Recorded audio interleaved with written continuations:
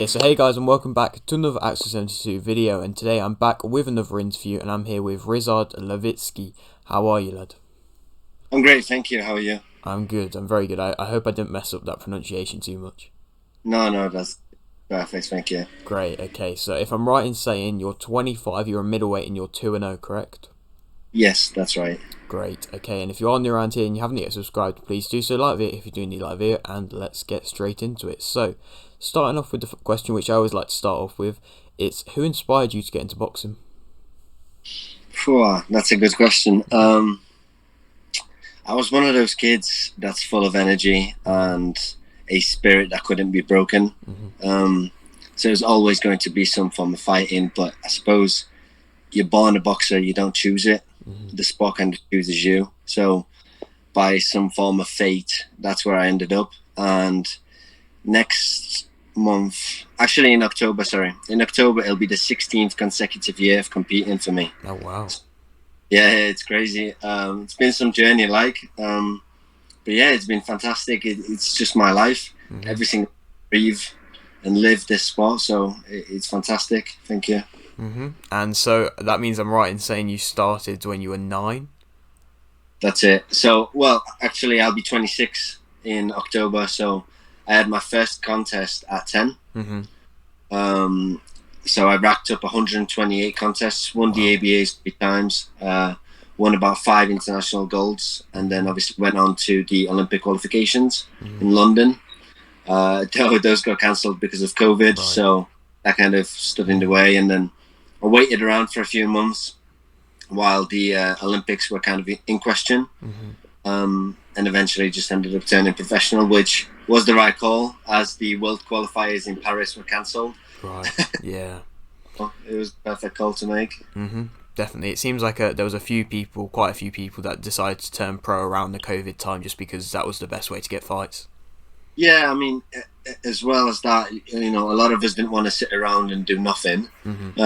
But at the same time, there was this massive question whether the Olympics were even going to take place in the first place. So nobody knew. So it's kind of it was a big gamble anyway for everybody. Definitely. And so you then decided to turn pro when you did, and I mean, I didn't realise you racked up that many amateur fights, but I mean, this question will definitely apply then. So what differences would you say are there between the pro and the amateur game? See, for the standard viewer, it's really difficult to determine the difference because in a sense, you're comparing, for example, running to running, but comparing a sprint to a marathon, the efficiency of energy and of energy systems and kind of the tactics, technical abilities, that varies. So I would say that's the biggest difference. Yeah. It's sort of a comparison in boxing that applies to running when you compare sprinting to a marathon. Yeah, it's definitely a good analogy, and it does make sense, to be fair. And so for your pro career so far, 2-0, but the most notable thing I'd say is the 2 stoppages, which is very impressive. And I was wondering, have you always had that power with you? Or has it been something you'd had to learn?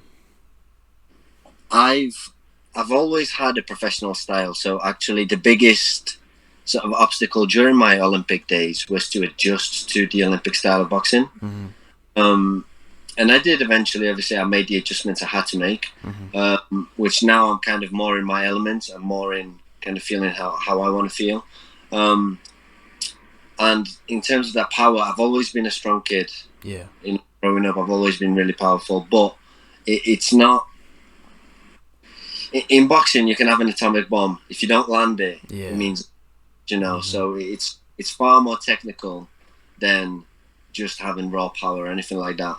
I'm definitely not one of those guys that just goes in and has this raw power where I touch people and they turn over.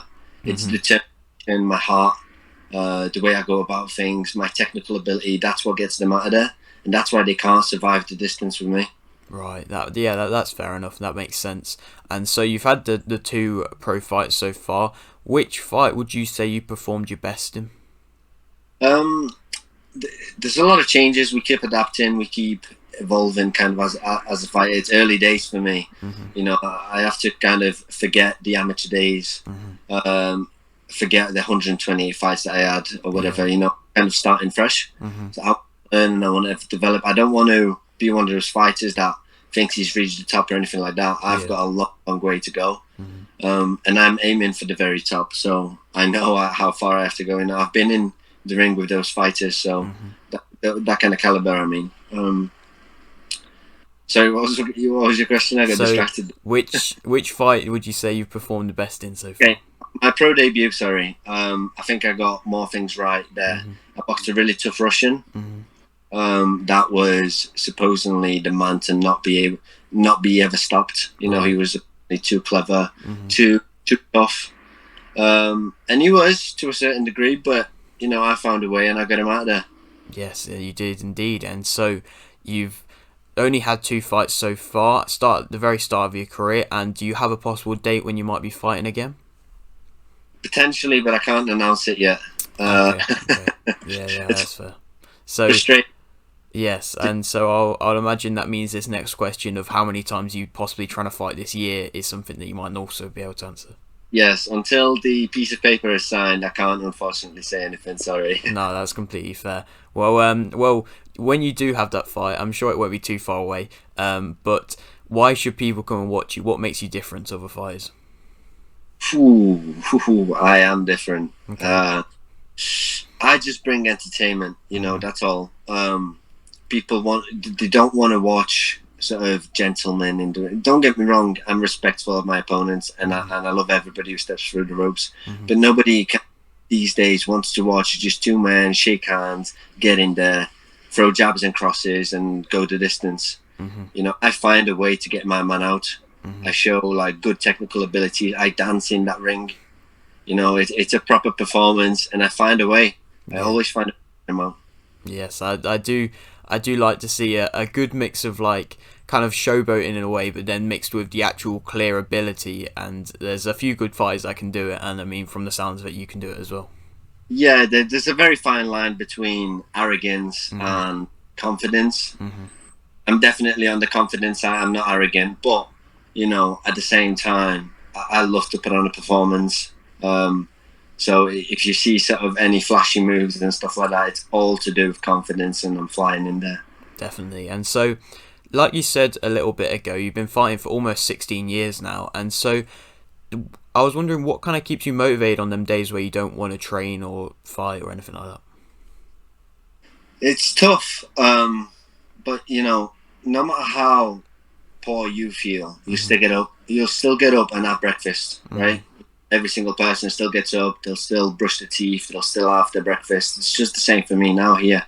Right. You know, I love this sport. It's like I get up, you know, I'll have my breakfast, I'll train. It's just the same thing. It's just a part of routine, part of who I am. Yeah, that makes sense. It's good.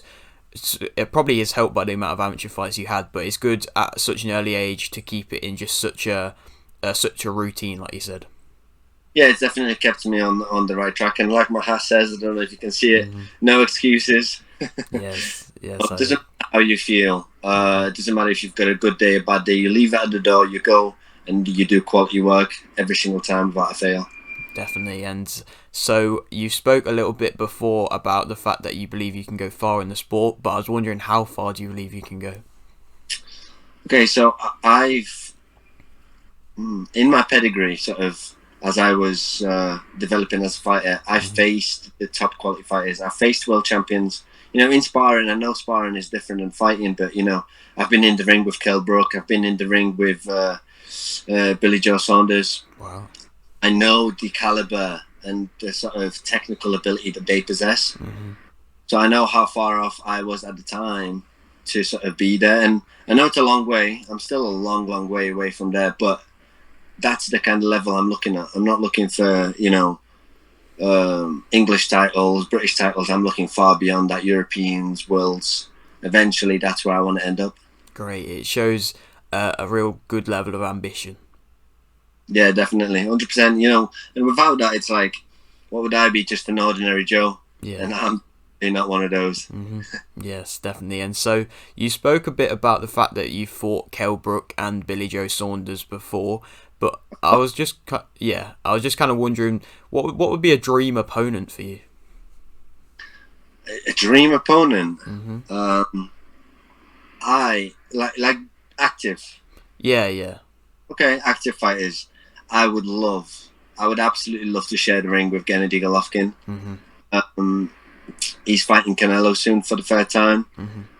Just a man I really admire. I respect him, and if I was good enough, I'd love to have him pass on the torch, if that makes sense. Mm-hmm. He's a fantastic man. He's such a gentleman as well, and he gets in there, and you just the work that he puts in, you just would not believe it. Yeah, definitely, and a real great fighter. And I suppose, if I could ask, could you give me a prediction for that Canelo versus Golovkin third fight? It's a tough one because, as controversial as they are, I believe as controversial as the opinion is, I believe Kenny Golovkin exploits Canelo very well. Mm-hmm. And I do believe he won the first two fights. Mm-hmm. But age is a massive thing in boxing. Definitely. And momentum. I don't know. I just don't see how Golovkin wins. Right. Just because he's getting on. Mm-hmm. Age is a massive factor, and he's slowing down. I hope he does, and I hope whatever happens in the fight, I hope they both come out safe and sound, and healthy. But I think Canelo's just gonna be too much, if that makes sense. Mm-hmm. Yeah. But boxing, the surprises happen all the time. George Foreman surprised the world. 49, I believe. So things can happen. Yes, you never know, maybe. But I'll leave with this final question that I always like to ask. You've got a little bit of a platform. Would you like to shout anything out? Yes, RL Boxing on Instagram. Follow me, follow my journey, see what I'm about. My whole life is updated on there. So yeah, just follow me, follow the journey. Let's get it on. Yes, great. Okay, well, I'm sure it won't be too long until you are fighting for these high-level belts, and maybe we can do a return interview then. No problem. Great. Okay, so thank you very much for doing this, by the way, mate. No, you're very... Thank you. Great. Okay, well, if you're new around here then you haven't yet subscribed, please do so. Like the video if you do need like the video, and thanks for watching.